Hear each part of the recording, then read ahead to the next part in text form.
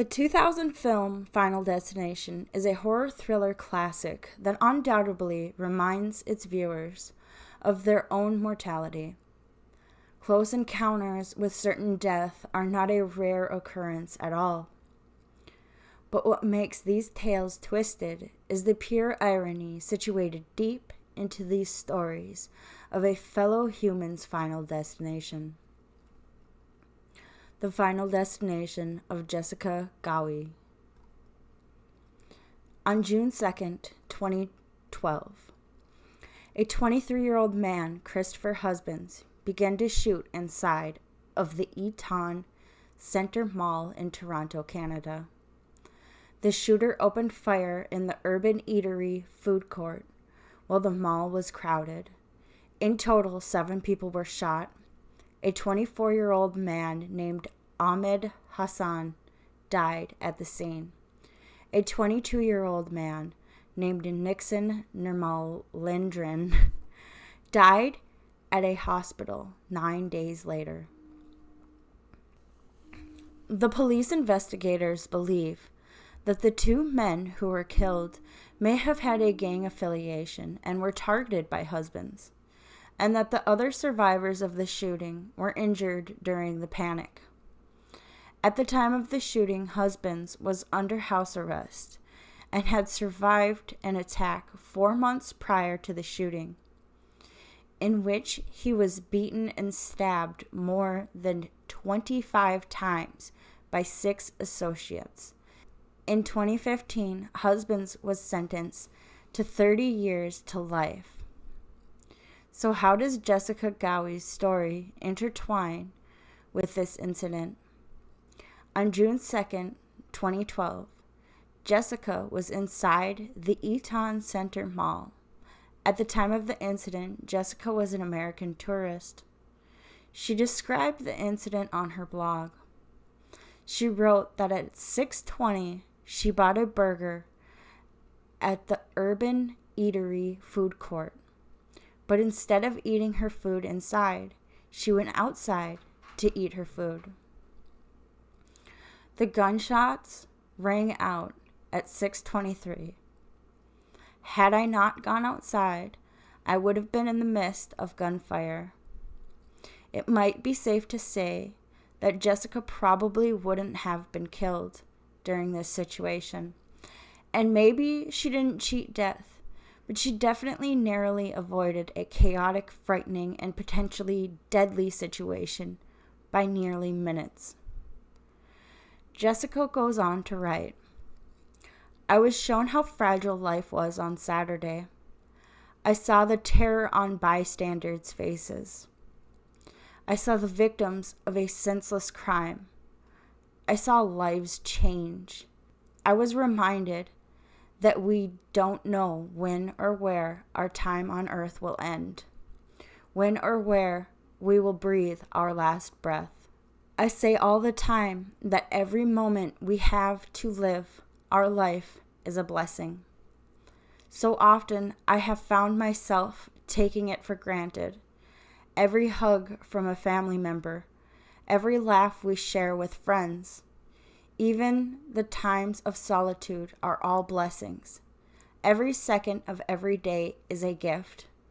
After Saturday evening, I know I truly understand how blessed I am for each second I am given, she concluded. Based on Jessica's blog, we can tell the impact that the Eaton Centre Mall incident had on Jessica's life. A month and 18 days after the Eaton Centre Mall incident, Jessica would find herself in another public mass shooting incident. This time, the shooter had no target. This time, the shooter had multiple weapons. A plan to kill with no motive. This time, the killer would claim 12 lives, and Jessica Ghawi would be one of them. On July 20th, Jessica Ghawi, known professionally as Jessica Redfield, found herself in Colorado on a night out with her friend Brent Lowick.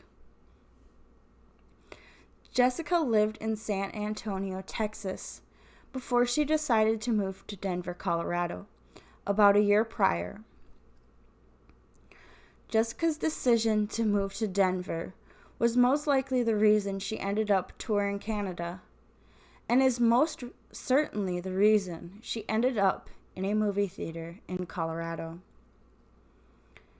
It seems to be too strange of a twist of fate. A woman who on June 5th explained that she had been on a mission at the Eaton Center to shop and eat sushi, but for some reason she decided at the last minute to eat a burger instead. This decision saved her from possible death and certain trauma. This was a decision she made less than 2 months before the decision that would end her life. Jessica and her friend Brent found themselves in Aurora, Colorado, planning to see a movie. Specifically, the movie was The Dark Knight Rises. The midnight screening on July 20th, 2012, the same midnight screening and theater where James Holmes decided to unleash his disgusting acts. At the end of 24-year-old James Holmes' rampage, 12 people were dead. 70 were injured. Of the 70 injured, 50 had been shot. Jessica was sadly shot and killed that day. It would be her friend Brent Lowick, who had narrowly escaped death, but not the traumatic events he had to witness. Brent Lowick would tell Jessica's brother of what had happened. Brent stated that him and Jessica were sitting in the middle of the theater. Out of nowhere, a device was thrown in their direction. The device produced a hissing noise. Amid the panic and confusion, Jessica had urged Lowick to call 911.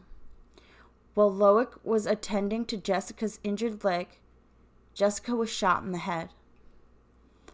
Altogether, Jessica was shot twice, first in the leg, then in the head.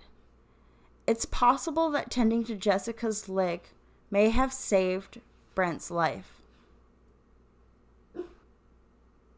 We can never explain how fate works or what actions can change fate. What we do know is that Brent Lowick survived and Jessica didn't. Brent Lowick was shot, but it is miraculous how his life was spared. The bullet that hit Lowick traveled from his buttocks to his shoulder, narrowly missing every vital organ on its way through. To add a little more irony to this already twisted tale, Brent was in Colorado visiting Jessica, just as Jessica was in Toronto visiting in Canada. Brent lived in Boulevard, Texas. Jessica avoided tragic chaos by only 3 minutes on June 2nd. The day she was killed, her friend Brent survived by centimeters and seconds that allowed him to survive by almost a pure miracle.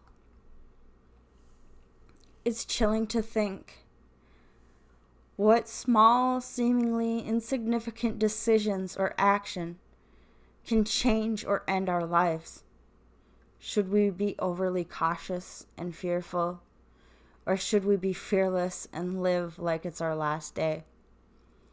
I might just stick to observant and cautious myself. We all have a final destination, but may ours not be such a cruel twist of fate. Rest in peace, Jessica Ghawi. Please sit. Here at 760 WJR. Come on, let's go. Can we please sit? Now I'm not nearly as embarrassed as I would have been. So Intern, you've done this for professional how many interview, days? take How many two. days have you been an intern? This is the first time I've ever It makes you feel better at the NHL ringside. Why don't you talk into the microphone, Yeah. professional? This is the first time you let her talk to someone? Yeah. Let her in public. Do You're nailing it. I'm telling you what. I know, so I'm far, doing so such a good. great job. This is full of fail. Good. Well, I think it's time for you to pay off your bet. All right, let's do it, Justin Bieber. Love you.